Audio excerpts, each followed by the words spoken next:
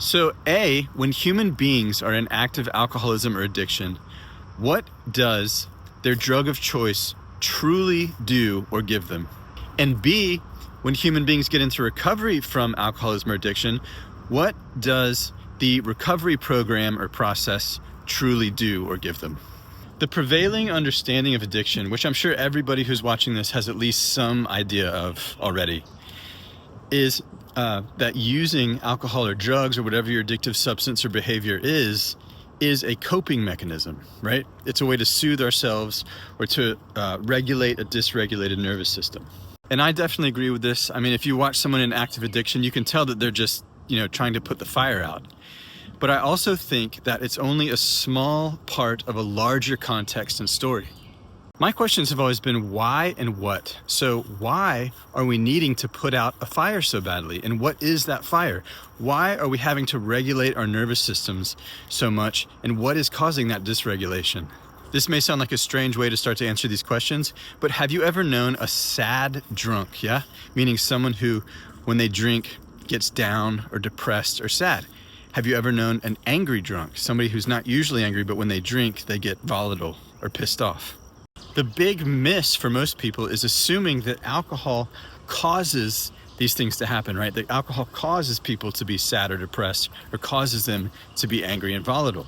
But what's really happening is that alcohol is a neutral agent that gives us access to parts of ourselves that we have buried and repressed in the unconscious, right? So someone who's usually a nice person, except for when they drink and they become angry, is repressing anger. And that alcohol is giving them an idea of what it would be like to be out of their anger repression. So it's no wonder that, we like drugs and alcohol so much. It's giving us a temporary and chemically induced idea of what life is really supposed to be like, were it not for the fact that we're in emotional repression. So buried childhood emotions and the repression of them is the fire, is the dysregulation, is the reason that we have to cope or soothe in our lives. Now, this may be a little controversial, but when people get into traditional recovery, like in 12-step, what they're really doing is hopping addictions.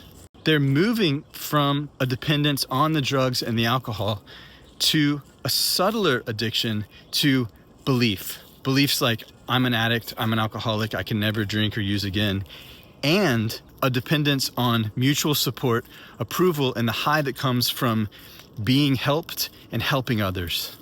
All of which, just like drugs and alcohol, give us a chemically induced, this time oxytocin and dopamine, temporary glimpse of what it would be like to be out of emotional repression before we go back into our emotional repression.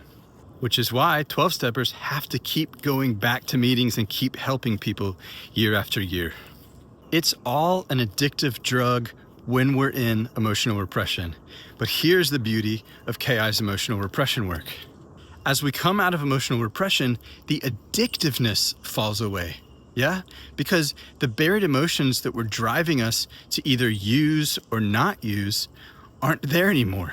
We don't need a substance or an activity or belief system to give us a glimpse of what it's like to be out of emotional repression anymore, because we're coming out of emotional repression.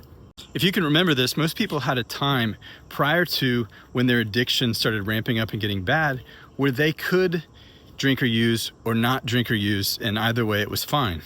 That's what comes back.